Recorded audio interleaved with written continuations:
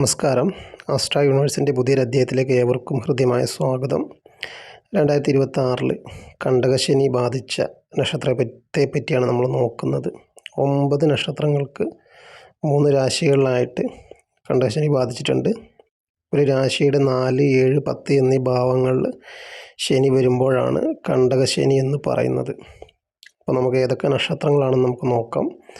മകയിരം പകുതി, തിരുവാതിര, പുണർദം മുക്കാൽ, അതുപോലെ തന്നെ ഉത്രം മുക്കാൽ, അത്തം, ചിത്തിര പകുതി, മൂലം, പൂരാടം, ഉത്രാടം മുക്കാൽ എന്നീ നക്ഷത്രക്കാർക്കാണ് കണ്ടകശനി ബാധിച്ചിരിക്കുന്നത്.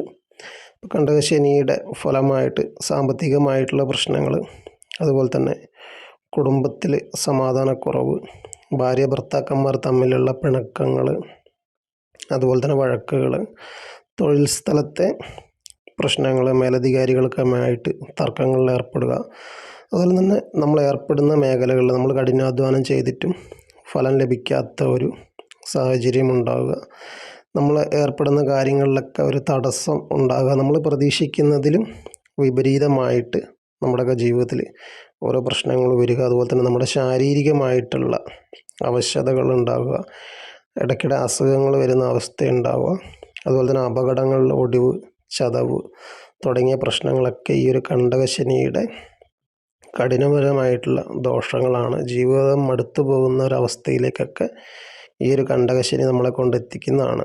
നമ്മുടെ വീഡിയോ കാണുന്ന ആളുകൾ നമ്മുടെ ചാനൽ സബ്സ്ക്രൈബ് ചെയ്യുക, അതുപോലെ തന്നെ നമ്മുടെ വീഡിയോ ഇഷ്ടമാണെങ്കിൽ ലൈക്ക് ചെയ്യുക.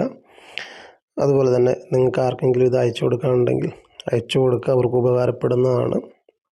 ശാരീരികമായിട്ടുള്ള അപകടങ്ങളൊക്കെ വരാനുള്ള സാധ്യതയുള്ള ഒരു ദോഷമാണ് കണ്ടകശനി. അതുകൊണ്ട് ഇത്തരത്തിൽ നക്ഷത്രത്തിൽ ആരെങ്കിലും പരിചയം ഉണ്ടെങ്കിൽ നിങ്ങൾ അവർക്കിത് അയച്ചു കൊടുത്താൽ ഉപകാരപ്പെടുന്നതാണ്. അതുപോലെ തന്നെ ജ്യോതിഷപരമായിട്ടുള്ള നിങ്ങളുടെ സംശയങ്ങളും നിങ്ങളുടെ ജീവിതത്തിൽ ഉണ്ടാകുന്ന പ്രശ്നങ്ങൾക്കൊക്കെ പരിഹാരം കാണുന്നതിന് വേണ്ടിയിട്ട് നമ്മുടെ വാട്സപ്പ് നമ്പറിൽ കോൺടാക്റ്റ് ചെയ്യാവുന്നതാണ്. നിങ്ങളെ അങ്ങോട്ട് തിരിച്ച് വിളിക്കുന്നതായിരിക്കും. അപ്പോൾ നമുക്ക് ആ ഒരു മന്ത്രത്തെ ഒന്ന് പരിചയപ്പെടാം. ഓം നമ പരായ ഗോത്രേ, ഇതാണ് ആ മന്ത്രം. ഈ ഒരു മന്ത്രം നമുക്ക് തുടർച്ചയായിട്ട് 41 ദിവസം ചെയ്യാവുന്നതാണ്. അല്ലെങ്കിൽ ശനിയാഴ്ചകളിൽ മാത്രം വ്രതം എടുത്ത് നമുക്ക് 108 വീതം ഈ ഒരു മന്ത്രം ജപിക്കാവുന്നതാണ്. ശനി സംബന്ധമായിട്ടുള്ള എല്ലാ വിധത്തിലുള്ള ദോഷങ്ങളും പരിഹരിക്കാവുന്നതിൽ ഏറ്റവും ലളിതവും ശക്തവുമായിട്ടുള്ള ഒരു ശാസ്ത്ര മൂലമന്ത്രമാണിത്.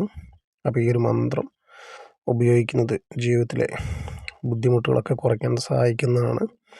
ശനിയാഴ്ച മാത്രമായിട്ടായാലും നമുക്ക് ജപിക്കാൻ സാധിക്കുന്ന മന്ത്രമാണ്.